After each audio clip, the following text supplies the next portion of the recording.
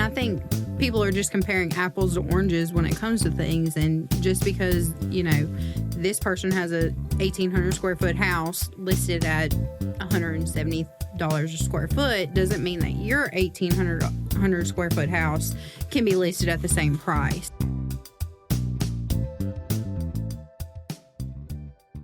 Hey, everybody. Welcome to this week or month's episode of the Good for Business podcast with Eric and Colin Krieger. I, of course, am Colin Krieger. And the most unexpected guest ever, according to her, is my friend Jessica Bell, formerly Jessica Green, my pal from RE/MAX Partners Real Estate, and soon to be famous by the time this is published. She'll be in the Commercial Dispatch newspaper as a realtor, too. So welcome to the show, Jess. Thanks, Colin. Thanks for having me. Now, tell me your entire life story, starting from the beginning. How about that? Do we have time? We've got 45 minutes or so give me your spiel. Well, Cliff Notes version is I was born in Columbus in the ripe year of 1989, and then grew up in New Orleans for a majority of my life and came back here to go to the Mississippi University for Women. Graduated from there, and I've been here ever since. So when did you move to New Orleans? Because that was one of the cool things when she came to work for RE/MAX was we sit in the same office in the same corner of our office, and we call it the Cajun Corner. Who dat? Every once in a while, there's some red bean smells coming from back there, but it's pretty cool. What age were you moving down there? So I was in first grade. Oh, wow. So about 5, 6 years old. And where'd you live? In good old Metairie. Metairie. Old Metairie. Right there by Bonneville and Veterans. You were right in my hood. I lived on Orion, which is Orion for people in the regular part of the world, but I lived on 254 Orion, as they say. Really? So I was not far. If you're right there, where were you? I was on Asher. Really? I was. Oh, my goodness gracious. I was. So I'm trying to think in my formative years in like 92 to 96, I would have been going to the parades there. You would have been a puppy, but still. Yeah, no, we still went to like the Little Rascals parade, and that neighborhood had the parades where all the little Cub Scouts and Girl Scouts and Boy Scouts did it through the neighborhood, and we moved there when Schwegmans was still right there on Veterans, and or not Veterans, Kewanee. Yep. And then Rouse's bought them out, so. Yeah. We were there for a good bit. Rouse's just bought a bunch of Winn-Dixie, so there's going to be a Rouse's in Meridian, Mississippi, which gets us pretty close. It's not Zapardo's, it's not Lansdowne's, it's not Dorignacs. It's the best one. I tell people that's how you learn how to speak in New Orleans accent is say Dorignacs. Like just keep saying Dorignacs, eventually, baby. Yeah, eventually the accent kicks in. Yeah, they beat it out of me up here. But if I spend a couple, when Desiree had one of her surgeries down there, we spent 2 weeks, and I came back, and I was darling, baby. Mm-hmm. What you doing, babe? Hey, babe. And people think you're flirting all the time, and really that's just how we talk to everybody. That's what happened is my friend had to beat it out of me because I would be going to go to First Baptist Church and be like, hey, darling, hey, baby, give me a kiss, baby. And they're like, you cannot do that to our 80-year-old Bible Belt grandma. No, you cannot. So you did go to Grace King, right? I did. I am a 2008 Grace King alumni. Oh, my goodness gracious. I'm trying to think of the last person. My wife was finished there in around 2000 or 2000. I don't know. No, she would have been 1, 2, 3, 4. And who knows? Maybe 98. I dated a valedictorian there in 98. Of course you did. I got around a little bit back in the day in New Orleans, as the kids say. Mm-hmm. All right. So how does Mississippi University for Women even come on your radar? So being born in Columbus, a lot of my dad's side of the family and my older sister lived here. So when Katrina hit, this is where we came because our house needed to be repaired and all of the things. So I went to Caledonia for about 6 months. And that's kind of how the Mississippi University for Women got on my radar. How old were you when Katrina hit? I was 15. Oh, okay. Yeah, I was 15 when it hit. So I was in Louisiana, I was a sophomore. But if I would have stayed at Caledonia, because of the way they do grading systems here, they were going to bump me up to a junior. When we figured out how the repairs and stuff were going to come along with our house, we eventually just wanted to go back so that I could graduate with my friends that I had gone to school with forever and kind of stay on track with the curriculum I was on.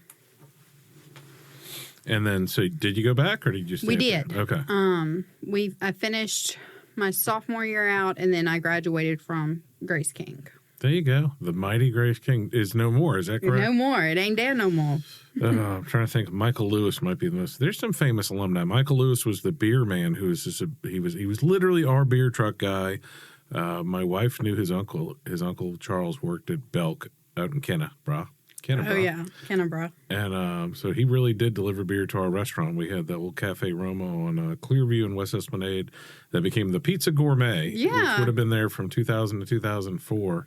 That was our restaurant. Yeah. So now I forget the name of it now, but that was the Pizza Gourmet when you would have been there. And then, so he was this Michael Lewis, but he ran track and played a little football at Grace King. And I think he graduated in like 98, 99. And then he went and tried out for the Saints and made the Saints. And was like all pro kick returner for 3 or 4 years. And they called him the beer man. The beer man. He delivers.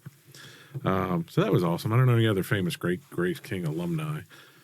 The guitar tech from Pantera. I'm trying to think of other people. That's not a big. I don't know because I guess my era of folks they really didn't do anything that special that I know of.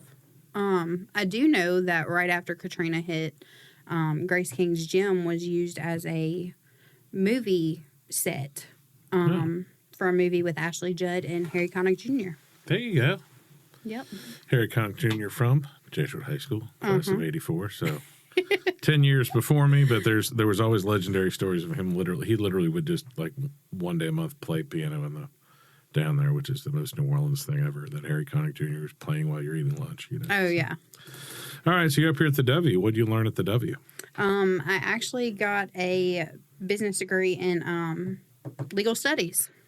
I was going to go to law school, decided that wasn't for me. I liked Columbus. I was going to stay in Columbus and eventually found my way to selling houses. There you go. What's the first job you had out of college?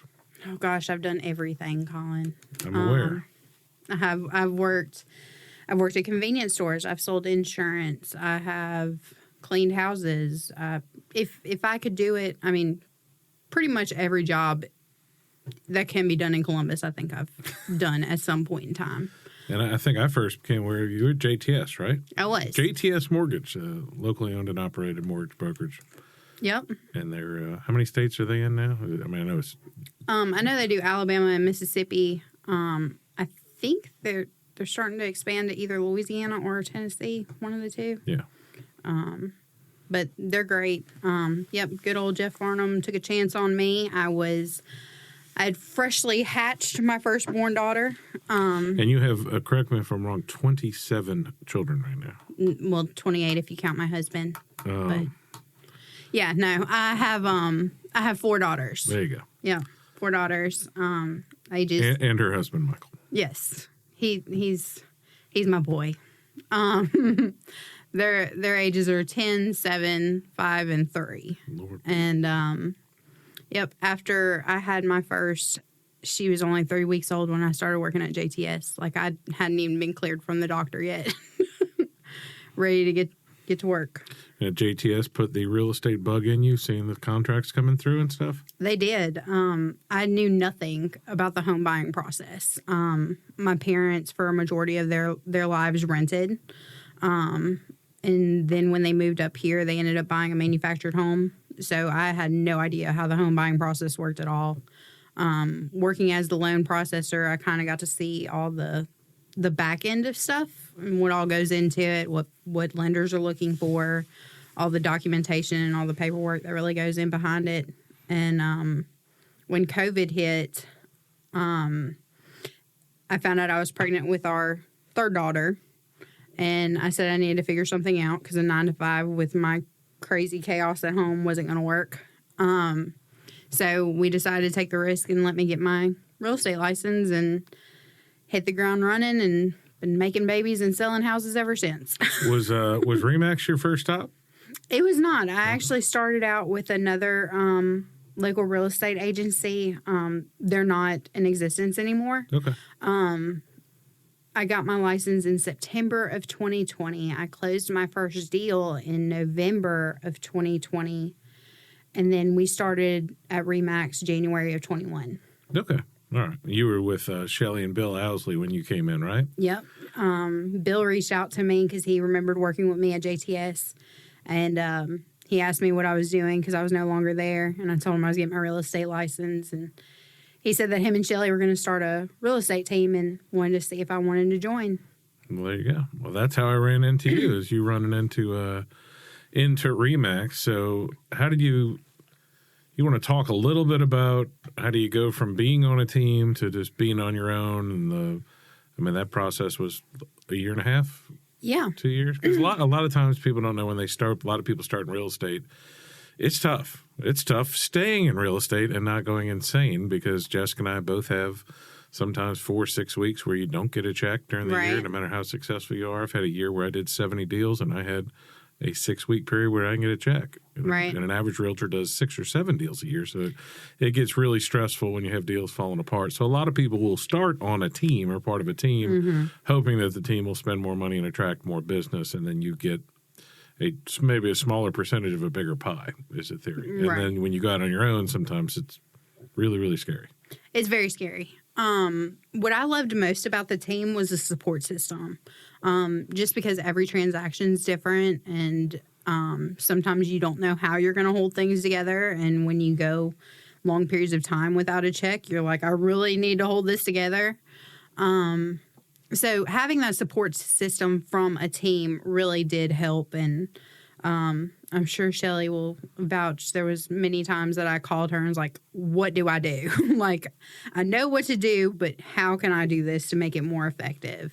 And but taking that from the team and then being with a brokerage like Remax, where I feel like we're almost like a family, I still have that support system, even though I decided to go out on my own, to where if I'm ever in a situation, I can be like, Colin, what is going on with, like, this is what's going on with the transaction. Or this fuse box or this. Yeah. This electrical panel. What was your idea, or what have you experienced? And we can kind of bounce ideas off of each other that way. So even though I'm not officially a part of a team anymore, I'm more independent. I do feel like being a part of Remax Partners and the Cajun Corner, I still have that team support system that I really loved about being a part of a team. Yeah, and you to just ask questions. Like, I wore Michael Davis out my first year there. 10 hours every week, just ask questions, because I didn't have time to sit alone and learn it. Right. I had to ask the questions to find out, like, how do you do this? How do you do that? Because it's not that an easy real estate transaction is that difficult. It's just there aren't that many straightforward, simple ones. I'm dealing with an issue right now, hours before closing, of somebody going, you didn't tell me this. I'm like, this is where we talked about it. Here's the text message. Here's this. Right. And there's so many. I still can't believe, like, when I have an easy one, you're like, no sudden movements, know, because we don't have that many cash deals in our market here. In Starkville, you have a little more, but it's still not what the national average is, which is getting close to 40% last year. I think in Starkville is around 20. It's hard to even tell in Columbus, but a good example of my last 400 transactions, not counting the ones that were 20,000 and less. Right. I've only had 4 cash deals out of 400 transactions. Like, it's just not a thing here. So there's, when you get a bank involved, and then they're checking for, most, appraisers are marking wood rot and broken windows and flaking paint and all this sort of stuff. Like, it starts to add up, and then the amount of phone calls you got to deal with that. It's not, Right. I think locally, we probably pay the price for the national television shows where there's $700,000-$800,000 houses, and I'm like, they're trying to justify $50,000-$60,000 commissions on these $1 million houses, and then they're trying to argue that they're doing that much work, and I'm like, maybe not. They might be doing that much advertising, but the work, The work's kind of the same. Yeah, and that's the biggest challenge. Is you do more work, as I hear constantly when I hear you cry next door. That I try to keep it down. It's much, much harder, $70,000 to $200,000 than it is on any other price. Oh, for sure. Just because there's so many more loopholes, people's credit and income's tighter, and you do an insanely good job with that.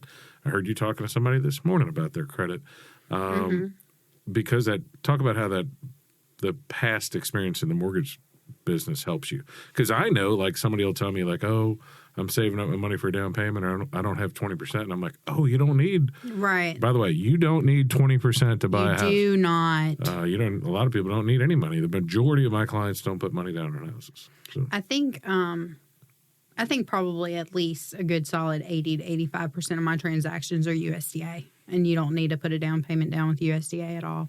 Yeah, and they're not as hard. A lot of people go on the internet a lot and see, especially Air Force pilots, and they see this stuff about VA appraisals or the VA inspection, which doesn't exist. But generally speaking, there's a few differences between the FHA and USDA appraisal, but essentially USDA, VA, and FHA appraisals are basically, as far as we're looking at, the same thing. There's some underwriting differences, which is how they check your credit and how much it costs and stuff. For sure. No rotted wood, no flaking paint, no missing flooring, no broken windows. Right. That's pretty much it. They'll occasionally, there's some things with I can't say the word right. If y'all have an electrical panel at your house that either has round fuses or little red and black, really skinny breakers on it, not only are you going to have a problem with loans moving forward, you're going to have a problem with your insurance once you figure it out. It's not pronounced zinc C's, but it's something similar to that. Goes under Sylvania, too. It's just a panel that's part of a class action lawsuit. We'll put a picture of it here. That way you can look at it and you know, oh my God, dear God, I have to get rid of that. Yeah. But that's coming up in every inspection now. And so if you see one floating around your house, you're trying to sell your house, be aware it's going to be a problem. Right. And, for inspections and for loans. But anyway, back to the question of how did the mortgage experience help you? So I think it helps me walk my buyers. My clients, I tend to attract more first-time home buyers. Your youthful looks. Do what? Your youthful looks from being around. Is that what that is? Yeah, I believe your husband, Mike Bell, is just this glow to you from living with him every day. Yeah, I'm sure. Can you see the gray? So I get a bunch of first-time home buyers, and so I think that having the experience from the mortgage side as a loan processor, they don't understand, or they're just told, okay, they need this, and this, but they don't understand why they need it, or they don't. They aren't sure if they're getting the right documentation. So I think by having that previous experience, I can help ease that transition with explaining, okay, don't freak out. They just need a letter of explanation explaining, why this amount was deposited into your account, or, what scenario got you into this position type of deal.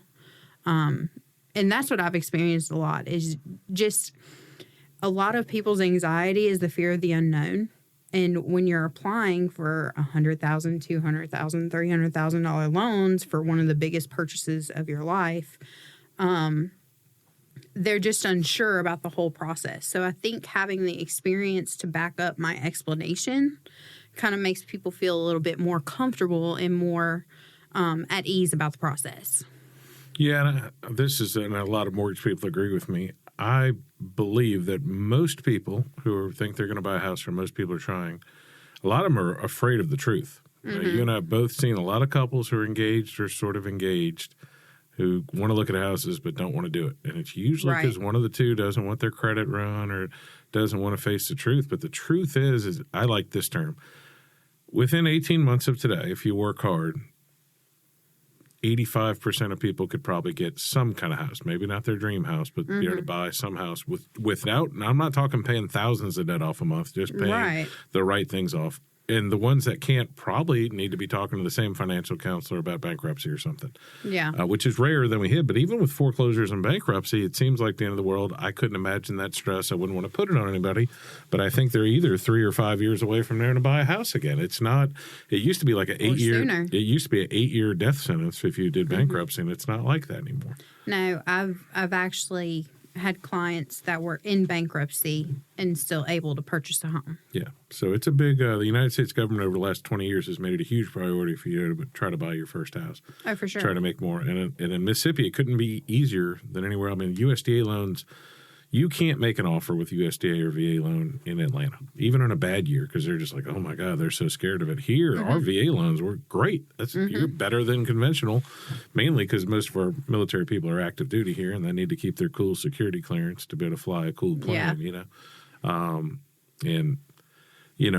so many people are afraid of knowing the truth on the money thing that they sit there forever. And I've met multiple couples who've sat there and could have bought a house 2 years before who were saving up. There's nothing wrong with putting 20% down. No. But there's a lot of people just think they'll never be able to do it, so it comes out of their mind, or they don't want to talk to the bank. And so I've got a close friend who's talking to Leslie Mackey at Gumtree Mortgage. Oh, yeah. Gumtree Mortgage, JTS Gumtree. We're going to say those names here.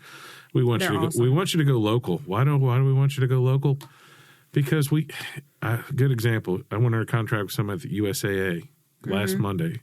I Yeah. had 5 different people email me. Oh, yeah. 2 people about the exact same thing. 2 people who asked me for information that was on the contract, just wasting everyone's time, getting my buyer upset. Like, why haven't you filled this out yet? I'm like, I sent it with the contract. They're just Right. not looking at it. And I said, remember what I told you is that Leslie Mackey, on her way home, she may be stopping at Wines, et cetera, also, but I think As she should. But she stops at Kroger. And so I know if I need to put hands on her and yell at her, I can do it. I know that Tyler at JTS goes to Rotary every Tuesday. I saw him today. So, like, I know where to find these people. So when they do have a deal fall apart, like, we're all very well aware of these big banks. When something goes wrong, they email us Friday at 4 o'clock. And then they Every don't time. answer their phone. And then they don't answer their phone and they hide because they don't care. They're not losing, they're not sponsoring soccer teams. Right. Nobody's going to see them ever again. So anyway, but I forgot why I was on that tangent. Use local. Use local people. Use local. Yeah, so, yes, and on the mortgage thing too. So I had a good friend went to Leslie and thought his credit was completely shot. He never do anything, and he's probably less than a year away, just with a few moves. And Right. most people have $8,000 credit card debt and they're maxed out. Think they need to pay off all $8,000 for a mortgage person will talk to them. And they can a lot of times they'll be like, "We'll get it down to half, and we can get you this much." Right. It's just a matter of having that conversation. And I think that that's what scares most people is they don't want to sit down and have that conversation, or they just don't know the right questions to ask. Or sometimes, as humans, we don't like to be rejected. So we have that fear of, oh, well, there's no way I can buy this house. But if you sit down with the right people, and going back to your local thing, I like to be able to sit down face to face with somebody. It's cool to talk to someone on the phone and everything like that, but when you want to know the nitty gritty, like, okay, my goal is to buy a house this year. What do I need to do? And so that you can make yourself like a checklist or whatever it is you need to do. You want to be able to sit down and have that conversation as opposed to communicating with 16 different people via email. And that's why I suggest local people too. Yeah. Well, it also makes it easier to drop off your W-2 on the way home if you don't have a scanner or something like that. And, that's usually the biggest challenge for when you're talking about first-time home buyers is if they switch jobs a lot, that sort of thing, or switch careers, as I have multiple times in my life. I think I'll stick with this. I don't know if the dancing and on stage in a dress will pay off long term. You don't think that'll take over? I don't know. The gentleman maybe give some tips if I head on out to West Point. You might get some extra sales. This episode sponsored by the Pink Pony Club in West Point, Mississippi, North Mississippi's premier dancing establishment. Dear Lord. I will be in trouble for that one. Probably. So your last couple years in real estate, you're widely known in the office as the world record holder. I think you've won 4 Nutcracker awards. We have an award in our office called the Nutcracker when transactions are a little rough and we can't talk in detail about many of them. But can you talk about sometimes the challenges? It's not just first-time home buyers, but all people from a buyer's side, because I know that the Commercial Dispatch newspaper is about to interview and ask you about the very same thing, so we may as well get ready for it. So, what are some of the biggest challenges you find with not just from a realtor dealing with, but that people may have as a first-time home buyer? A lot of times, I guess it depends on their situation, but when you're buying a home, you have to take in a lot of things into consideration. You have to take into consideration your price range and what you feel comfortable with monthly payment-wise. And to kind of be aware of what you can get for that price range. I think one thing is that everyone loves to do is we like to scroll on Zillow and all these other websites and look at $1 million houses and all of that. But we don't all have $1 million budgets, especially me. I don't. Well, and there's also a big difference between what you're comfortable with and what you can get approved for. Right. Because I have a buyer right now who could buy anything, and when I mean anything, I mean $1 million house, and we're looking at $250, and then his wife wants to look at $400. I'm like, you can't go back. Like, you're not going to unsee. Right. And that's what's heartbreaking sometimes about people go out before they're pre-approved. And that's why I try to stress it. It's not, I don't consider it wasting my time if I show you a house. Personally, it's my favorite part of the transaction. Plus I talked to somebody today about it, and my motto this year has been asking for business, and which sounds crazy to a lot of people, but I had somebody at the Air Force Base today tell me, like, I didn't want to bother you with that little house, and it was like a $140,000 house, and I told him, I said, you never know who I'm going to meet showing it. Right. Or doing, like, there's no downside to showing houses. I've just closed on an $8,000 lot. I got a $30,000 house under contract. Like, you never know who you're going to meet there. There's value to it all. And, man, especially in the 100, 150, where it's a cute little couple's first house, like, that's the juice on that's worth more than any money in the world. So. Oh, for sure. They appreciate you so much more, I feel like, which I've gotten a lot of appreciation from my clients, but especially the ones where you hear back, well, I didn't even think I could buy a house, and you're about to hand me the keys to my first home, and all of that. I think that really keeps the drive going. It's almost like an adrenaline rush, really. Yeah, and we don't get it. People don't understand. You don't get it. Like, I have a closing that's happening right now that I don't. Nobody's there. Cool. Yeah. I mean, that does sound awesome. I had that last week. Yeah, but like what happens a lot in our market because of the Air Force and factory folks who aren't here is a seller. So I've had sellers I've never met who love me and left me good reviews, but they're like, I'm never going to see them again.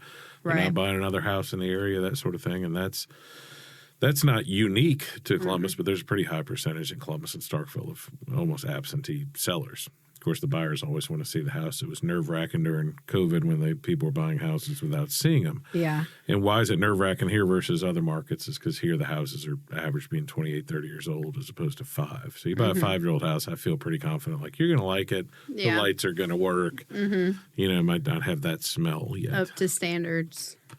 Might not have that spell yet. Now, you became a homeowner. I know you lived in another mobile home before, but you became a homeowner how long now? 2.5 years ago? So we closed on our house in March of 2023.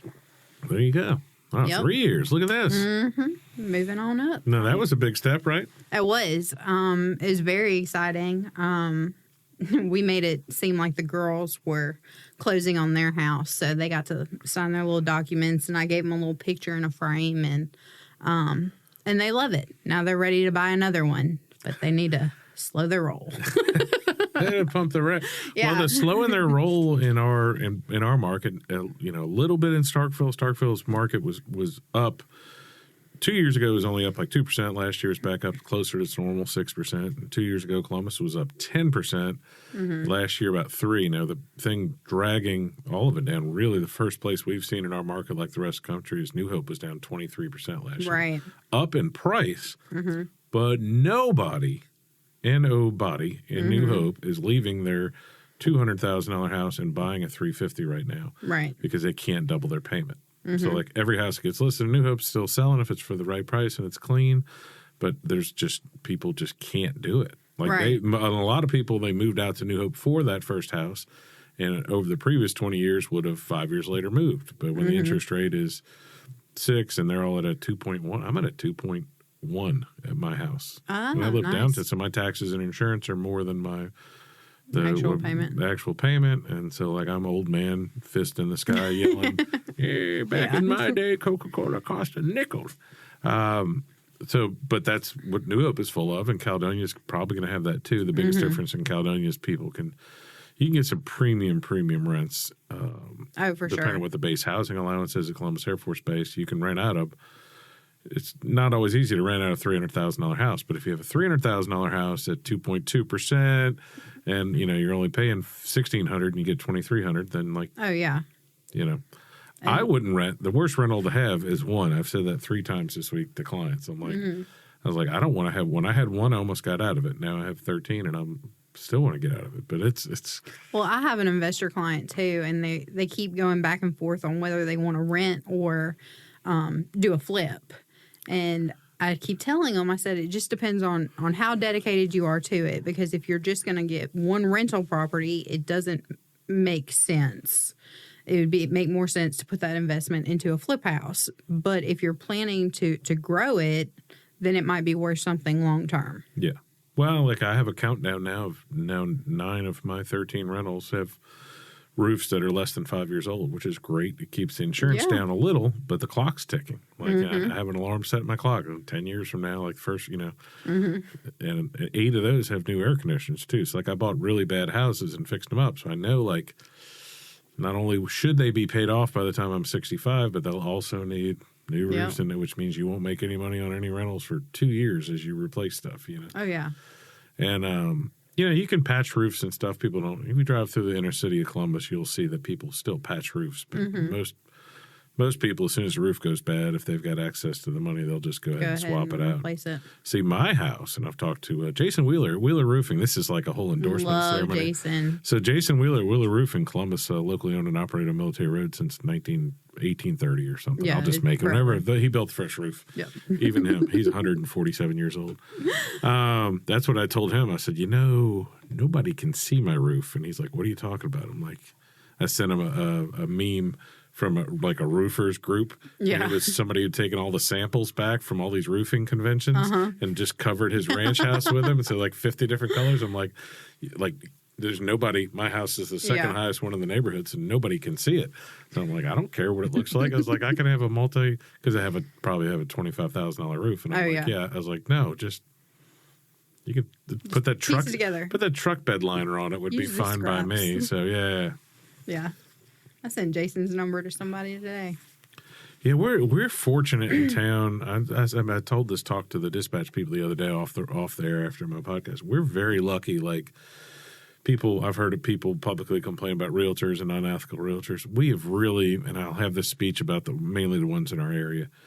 80% of them are very honest, very ethical, good, and capable people. And you can make distinctions between, I think the top 10%, which you're in, is some differences in marketing and personality types, and setting expectations is my big thing, and who's going to call you back and that sort of stuff.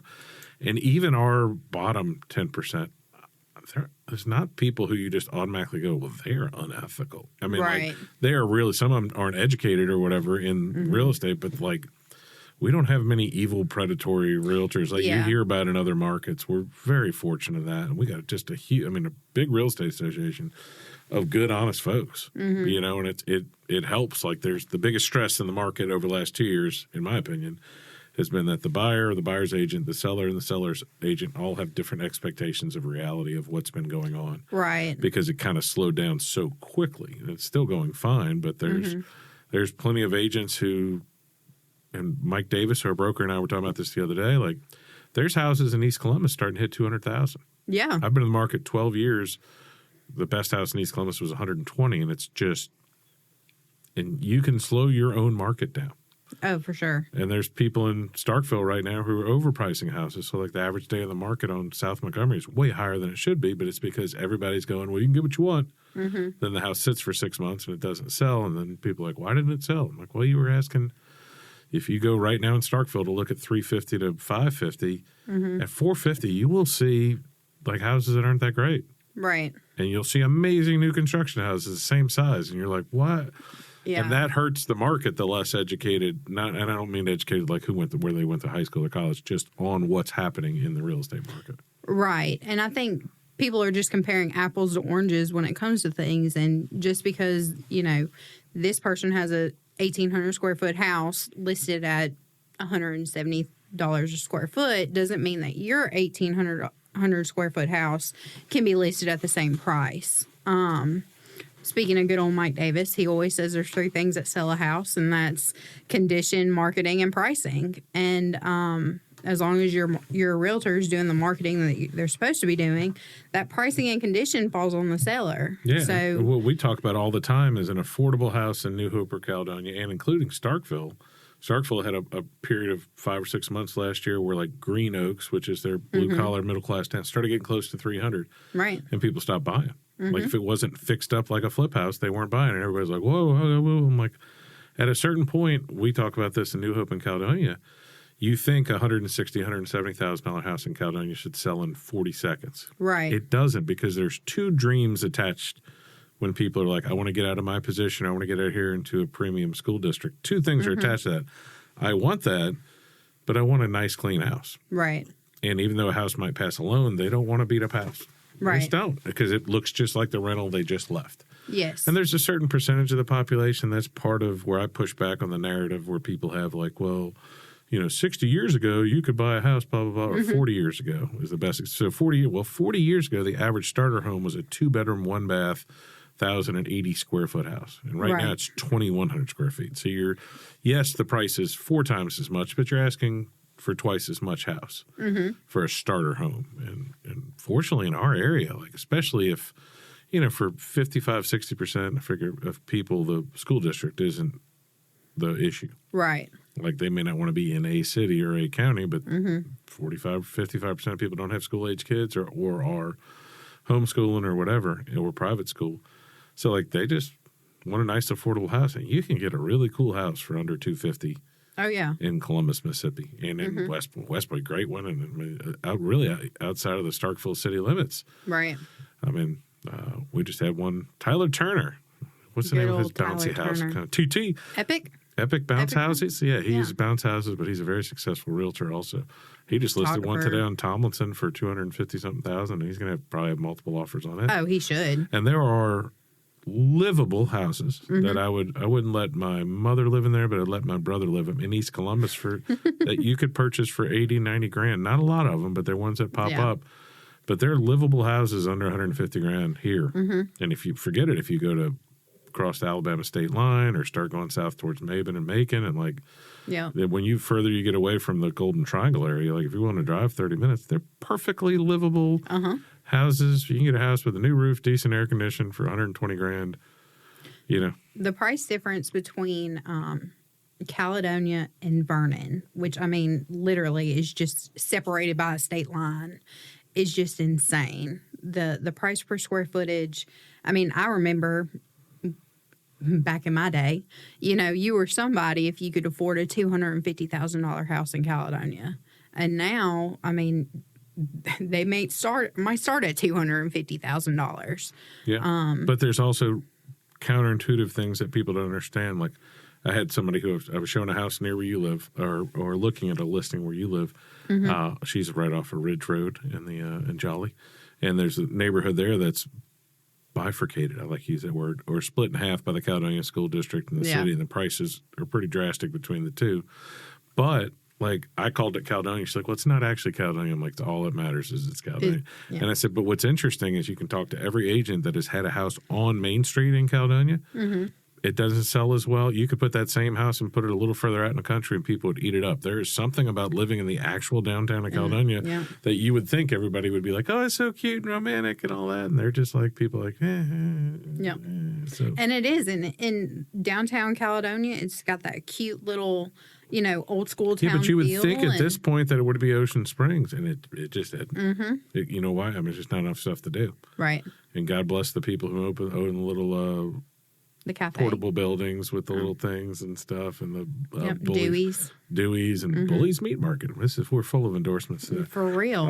But it's just not enough for a lot of people up there, especially the big city people who come from the base. Yeah. And that's why a lot of them end up in North Columbus, Plus they're only here for a little while, so you got a huge homeschool population. So. Right. Of course, now people from the Air Force Base, active duty, can send their kid to any school they want. Yeah. But the downside of that, and the reason more aren't taking care of it, is once your kids are doing sports, it doesn't matter. Right. Like, as you know, you're driving all over the world once they start doing dance and sport. Oh, literally, all 4 girls are playing softball this year. And are they on the RE/MAX softball team? Yes, we have 2 RE/MAX softball teams, and we have 2 McCreary Construction Services softball That's where her teams. husband, if you want to give a plug for McCreary West Construction Services. Oh, yes. The McCrearys are awesome. Yeah. Call Mike Bell for a free estimate.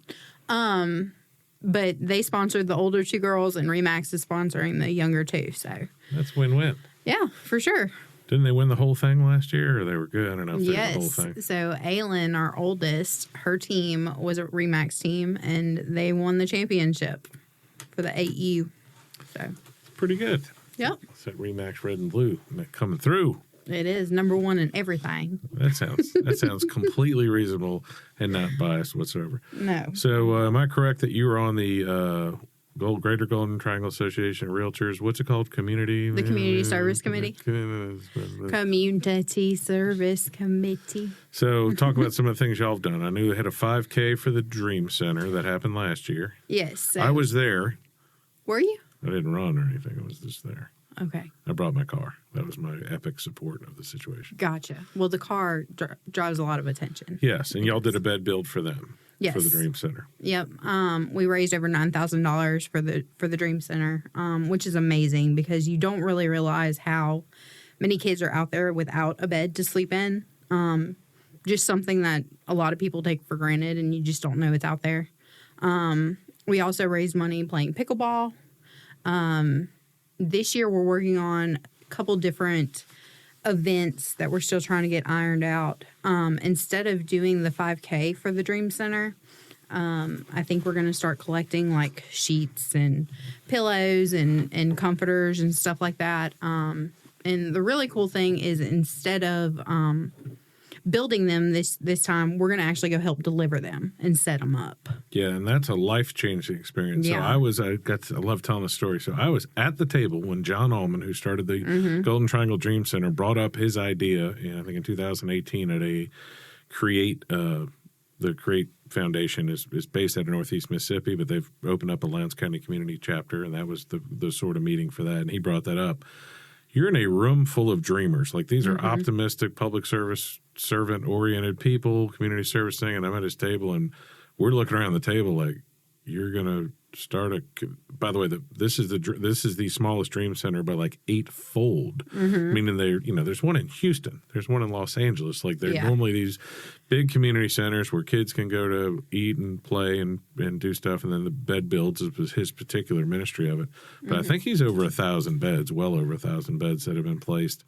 And he said he never runs out of people who need beds, and that means these are kids who are under 15 years old. In Columbus and Starkville and West Point, Mississippi, who need beds, who are sleeping on the floor or sleeping on not on a mattress on the ground or whatever. Right. And they have bed builds every other week or so, and they hand build the beds. And so it's a great thing for if you're looking for charity work for your thing. But when he brought it up, I'm like, this is an insane goal. Besides he's feeding hundreds of people every week. He started a food bank thing, just doing a phenomenal job. And in case you didn't know, you can pay, it started 2 years ago. You can, if you have property tax, commercial taxes. So if you own a big factory, if you own, Bill Russell at Premier Ford did it last year, paid instead of giving you can donate your money in taxes. You have to let them fill out some forms, but you donate your property tax to them.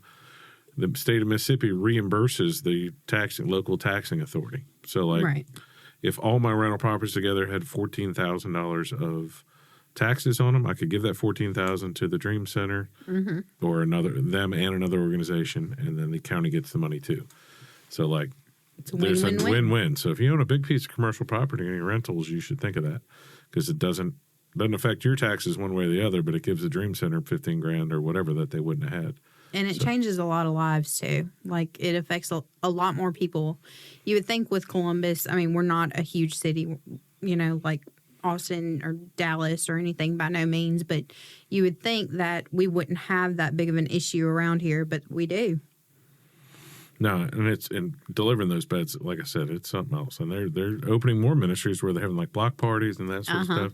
I know in the past, with Rebecca Swain involved, they did Habitat for Humanity work several times. So I'm glad you'll have a community building, or what's the name of it again? Community Service Committee. It's not that complicated. I made it more complicated. It's a little bit of a tongue twister. Yep. But we're also supposed to be working on something involving some way for us to give back to our first responders, like our policemen, our fire department, stuff like that. We have something like that in the works, too. So I think that'll be really good. There you go. And can you talk a little bit back to being a realtor about your experience? You did Leadership MAR, is that correct? I did. The Mississippi Association of Realtors has a leadership class, which some people are familiar with, like a Chamber of Commerce had one. Our Link group had one at one point. The whole Golden Triangle had a Golden Triangle leadership thing that kind of fell apart at the tail end of COVID. Where they take you, if it's here, they take you to the factories, take you to the newspaper. That's 1 month. The next month you go down to Jackson, that sort of thing. So talk about some of your experiences with that. So I was part of the LMAR class of 2024, best class ever. It sounds almost like a cult, but it's not. They just keep things very secretive. And I think that kind of adds to the excitement of being a part of pretty much kind of like a newfound family. So what they do is they pick about anywhere from 10 to 12 different realtors across the entire state of Mississippi. We all get together at Realtor Day at the Capitol, and we start our class work there. And they take us to different locations around the state. I think you go like once every 2 months. You go to a different location and you do different types of like community service work, and you take different classes and stuff like that, just to kind of reconnect and network with agents throughout the state. And you can compare, you know, what your market's like to the people on the coast or up in South Haven or something like that. And you really just grow as a person. And then towards the end of it, you're like a family. That's awesome. It is. So, what do you have going on now in the real estate world? How many contracts are you working on? How many people are you dealing with? I currently have 7 transactions pending. I'd like to stop that real quick and note that this may not be official as of this year, but the average realtor in the United States does 7 deals a year. Oh. Yes. So she has 7 going on right now. Yeah. I closed on one yesterday, and I've got 7 more that I'm still trying to get to the closing table.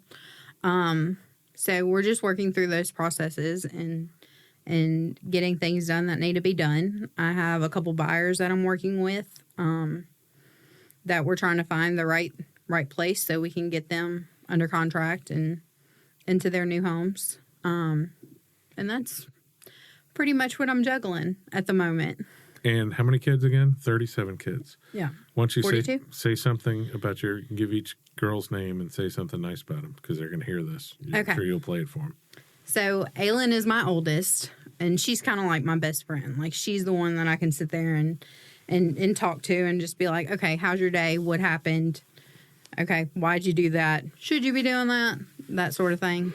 And she's 10 years old. She is the champion softball player.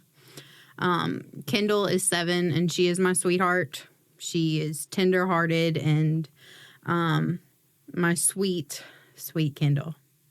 She's playing softball too for McCreary Construction Services. And then we have Parker, who is a girl, by the way. She is 5. And in my opinion, she's the only one that looks like me. So, you know, she's my little mini me, but acts 100% like her daddy. And she's playing softball for Remax. And then 5-year-olds play softball? Well, it's considered wee ball. Yeah, right. Wee ball. Go on. And then Mackenzie, who we call Mac, is 100% her daddy. Looks, attitude, everything. And she's playing T-ball, which is different from wee ball. I believe you. And she's on the Remax team too. There you go. And let's talk about, I know this is part of a greater, like maybe from Leadership MAR, maybe from your charitable endeavors or something, but where did you adopt this Michael guy from? Was this some sort of special needs outreach? Was he just on the side of the road? I believe in my community service. No. I met Mike in 2017, and at first I just thought we would not be a good match, because if you know us, we are complete and total opposites. But apparently opposites attract, and we have been side by side, hand in hand ever since. He's a big lunk of a man. He does concrete work. Well, now he's sort of like a supervisor, right? He is. He's the operations manager at McCreary Construction Services. He's been there since like 2012.